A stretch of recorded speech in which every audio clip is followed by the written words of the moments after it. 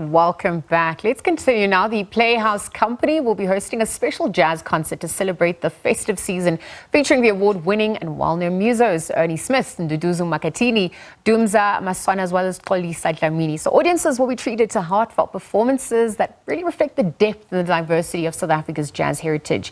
And this will be hosted by radio legend Shado Twala. She joins us virtually to share a little bit more. Shado, good morning. Thank you for making time to be with us here on the SABC at this hour. Well, thank you for inviting me. I'm looking forward, obviously, to this coming Saturday. Yes. When we host these amazing giants. And it promises to be a very great celebration of music and eclectic blends of jazz. And I can't wait. I mean, Dumza Maswana's voice, eh? Yeah, absolutely. No, absolutely. Yeah, no, it's going to be lots of fun, and I suggest then, people must. I mean, Ernie Smith also has a huge fan base. Nduduzo's just come back from his world tour. I saw him that he was finishing in Spain and coming, so we're very lucky to see him before Christmas at the Playhouse. Well, I actually wanted to ask, when you were first approached to host the event, what was the deciding factor for you to take on the job? And then also just looking at how the concert aims to celebrate our jazz heritage. I mean, perhaps you could share more on that rich heritage we have inherited. Firstly, I haven't been to Durban in a while, so it gives me a good excuse. And what a way to end the year. Look, all these musicians have something special to bring. African Mkhize is no new name in the jazz industry. I mean, he's played with the likes of Hugh Masekela, Mary Makeba, Sibongile Khumalo, and all of them are no longer here. But he's here to represent some of those sounds. And Xolisa also blends traditional music with jazz music. So I think there's something to be said. They speak a different language, although the universal language is jazz, but they all bring different stories to it, to the stage.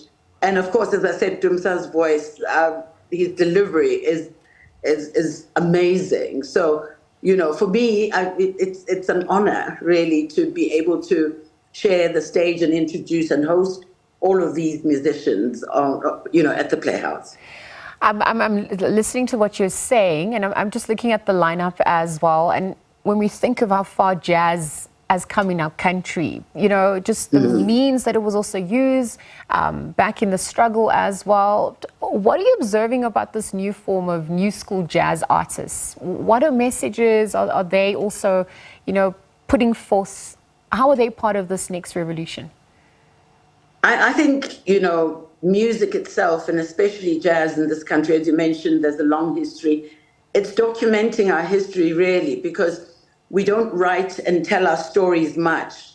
And through this music, they document a moment in our lives, and each one has a story to tell. It's a reflection of how we are as a society. And I think they tell stories that are not normally told or written about. So I think when you listen to each one of them, and because they come from different parts or different years rather, and different decades, I think they all tell a story about that decade and a story about South Africa, most importantly. When musicians travel abroad, they take a piece of us and tell the world. I mean, music like jazz liberated us. They told the world about our struggles, and I think they still continue to do that. Absolutely. And I actually want to get into that representation aspect, because we're looking at South Africa's contribution to that global scene. And if we're looking at where it is right now, the concerts, as well as the festivals that we've had throughout this year, I mean, what are you observing on that front? How are we playing our part in flying the flag high on that front? Excuse me. I beg your pardon. We've seen ourselves presented at different stages across the world for a variety of styles of music. But I think, because jazz goes to special spaces and attracts a different kind of listener, I don't think it gets much attention as, your R&Bs and all of that But I think generally our music has reached just almost every corner of the world, and makes people aware that there's a continuation from, you go internationally. You mentioned Hugh Masekela, you mentioned Miriam Makeba. They kind of know that they're South African, but there's a new voice also representing us, and they carry the baton really to different parts of the world. So I think we've done well, and we continue to do well.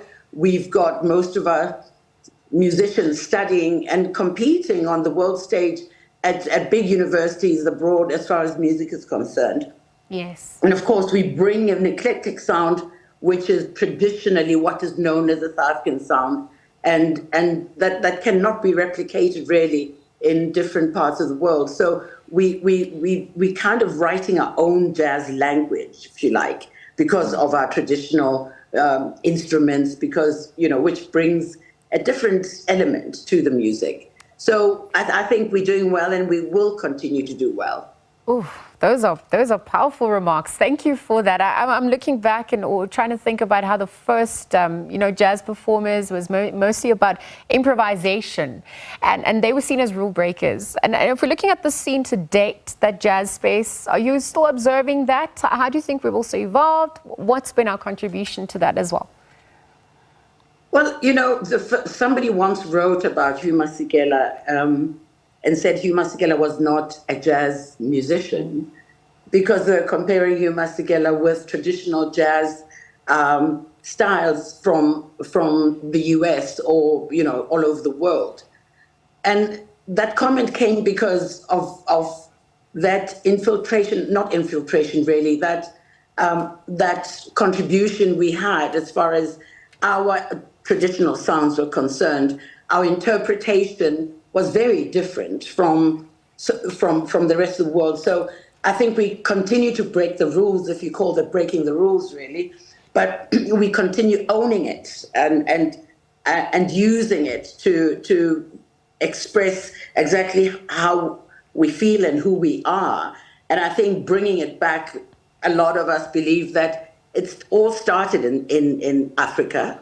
So, yep. And that's a debate for another day. But I think we continue to break the rules, and this is what makes us very special and what makes us stand out as far as our music is concerned. Well, Shado, that story's still being written, but I'm going to leave the conversation there for now. Thank you for joining us at this hour. Again, we were just in conversation with legendary radio broadcaster Shado Twala on the upcoming jazz concert. It's happening at the Playhouse this month. Again, thank you to her for joining us at this hour.